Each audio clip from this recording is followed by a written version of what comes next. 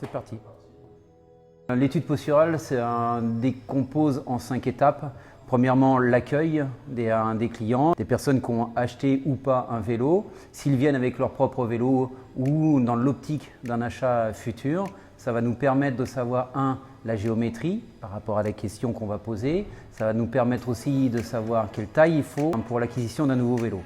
L'accueil se décompose en plusieurs questions. La première, c'est son expérience, la personne, depuis combien de temps elle pédale. Si c'est une personne qui a 20 ou 30 ans d'expérience ou une personne qui veut juste débuter le vélo, la pose sur le futur vélo ou sur le bike fitting sera complètement différente.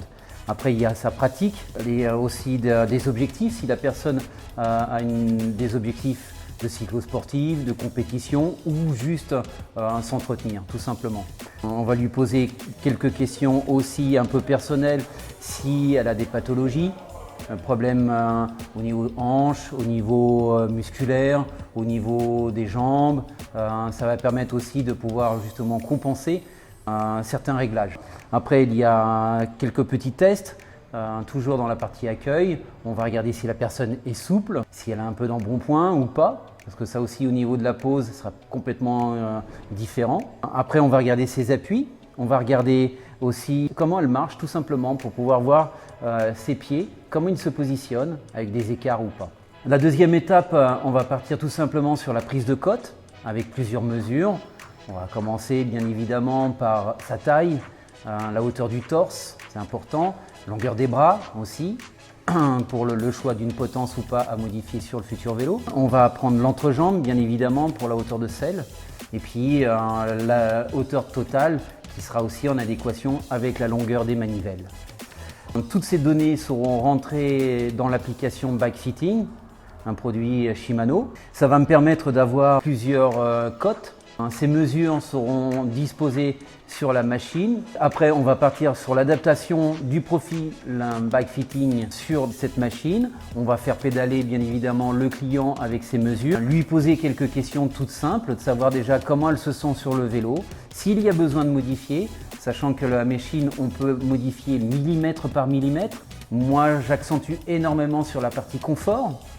Parce que s'il n'y a pas de confort, il n'y aura pas de performance. Donc on va regarder d'abord si la personne fait corps avec son propre vélo, si elle n'a pas du mal à pédaler, si elle n'a pas de bobo. Dans ces cas-là, si elle a des petites gênes au niveau des genoux, on va régler certaines hauteurs, on va régler certaines longueurs. Une fois qu'on a finalisé cette partie-là, on va partir sur un complément qui s'appelle l'analyse de pédalage. L'analyse de pédalage se décompose en 3 parties. Avec cette nouvelle mesure, je vais faire partir la personne sur un petit test de 45 secondes avec un tout petit peu de force. Une fois que ce petit test aura eu lieu, on va décomposer, on va regarder le premier bilan, ce que ça a donné. Le deuxième bilan, on va refaire partir sur 30 secondes de test cette personne qui va nous permettre de savoir oui ou non si elle a besoin de pédaler différemment de ce qu'elle a pu acquérir, soit en amont, par l'ancienneté qu'elle a pu avoir, ou si elle débute, dans ces cas-là, lui donner les bons gestes à acquérir. Et le troisième test, la laisser faire, avec ce qu'elle a pu apprendre par mes conseils, de voir l'évolution qu'il peut y avoir entre le premier bilan et le dernier bilan. En général, les personnes gagnent quelques pourcentages d'efficacité, mais c'est surtout qu'elles ont en tête le bon geste à avoir, le bon geste à travailler. La finalisation, ce sera de transposer les cotes de la machine sur laquelle elle a pu pédaler et faire ses tests sur sa propre machine, soit la machine qu'elle a acquise en amont ou soit la future machine, tout simplement.